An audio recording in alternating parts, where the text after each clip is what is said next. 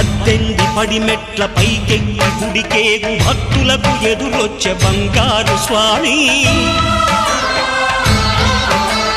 ఇరుముడులు స్పృశించి శుభమును దీవించి జన బృందముల చేరే జగమేలు స్వామి తన భక్తులొనరిల్చు తప్పులకు తడబడి ఒక పక్క ఒరిగెన ఓంకారమూర్తి